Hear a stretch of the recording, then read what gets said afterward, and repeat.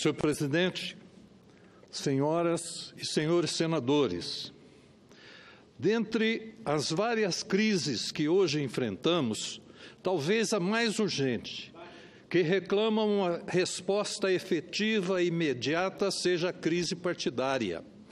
Um mal crescente cujo efeito colateral mais evidente hoje é a própria crise de representatividade popular. A razão é bastante simples. Não há democracia sem partidos políticos sólidos e coesos. Por mais desacreditados que hoje sejam, os partidos políticos têm um papel fundamental na consolidação e na estabilização democrática.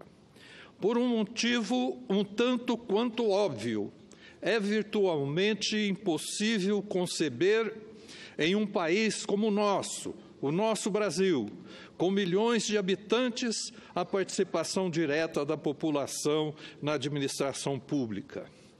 Ocorre que hoje, lamentavelmente, testemunhamos a fragilização do partido político como instituição democrática.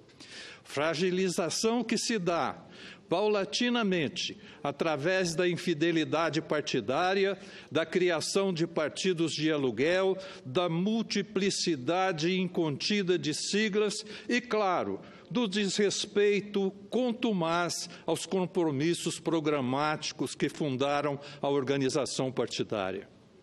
Dentre todos esses males, tenho para mim que não há nada de mais reprovável do que um político que não respeita programas, princípios e fundamentos do seu partido político ao qual se filiou e pelo qual se elegeu. Veja-se o caso do meu partido, o Partido do Movimento Democrático Brasileiro, PMDB, uma instituição que pertence à memória do povo brasileiro, um partido que tem uma história da qual se orgulhar.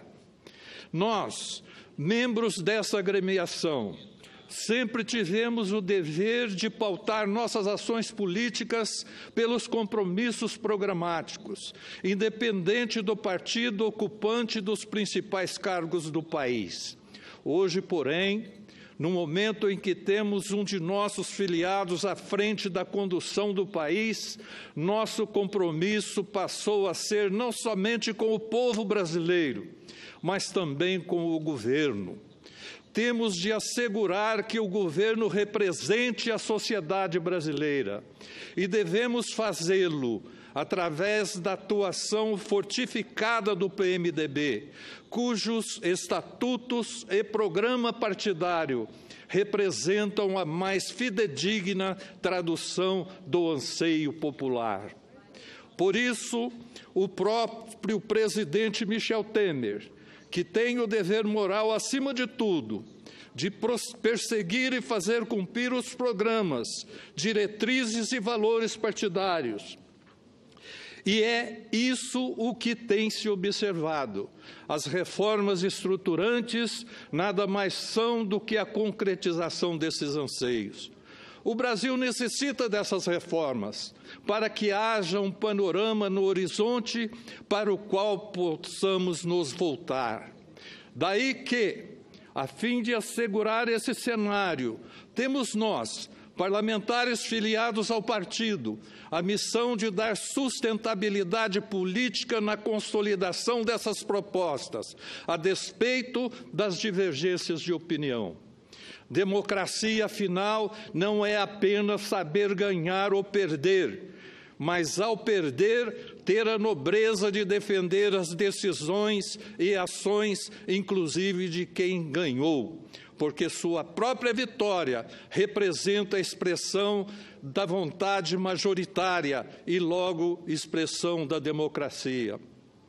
O princípio da pluralidade é, portanto, um dos pilares do funcionamento do PMDB. Admitem-se divergência de membros e opiniões, desde que respeitada a integridade político-partidária. Ao seu lado, nosso programa também privilegia a própria fidelidade partidária. O mandato eleitoral deve pertencer ao partido, perdendo-o quem o deixar ou dele for expulso em decorrência de violações ao programa doutrinário e aos estatutos. E não somente esses, ainda temos, sob a forma de regras objetivas, os princípios da unidade de atuação e de disciplina de voto, que devem pautar as bancadas parlamentares.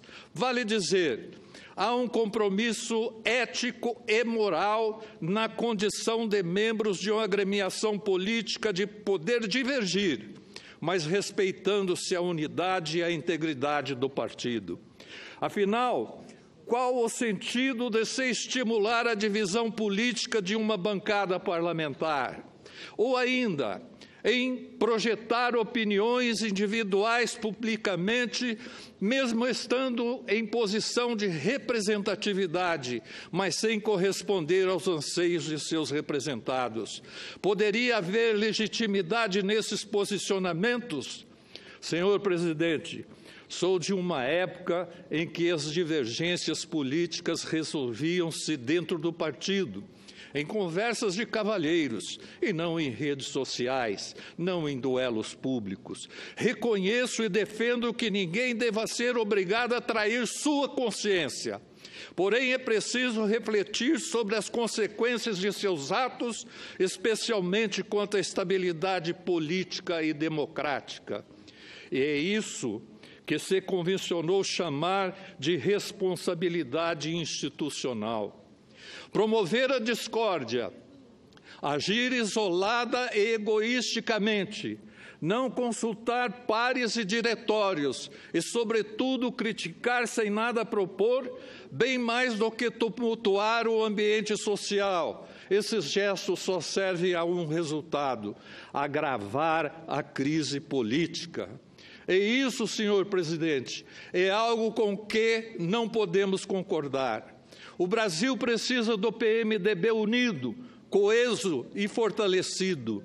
E, definitivamente, o PMDB não pode tolerar tumultuadores, sob pena de pulverização da base política de apoio ao governo federal e da própria credibilidade pública do partido. Neste parlamento, eu represento com muito orgulho o estado de São Paulo e venho do interior, lá da região de Franca, da capital do calçado. São Paulo é o estado que produz o maior PIB do país, a maior arrecadação. E digo que nosso estado, que é empreendedor, aguarda ansiosamente um desfecho para que essa crise partidária não se estabeleça. Muito obrigado, senhor presidente.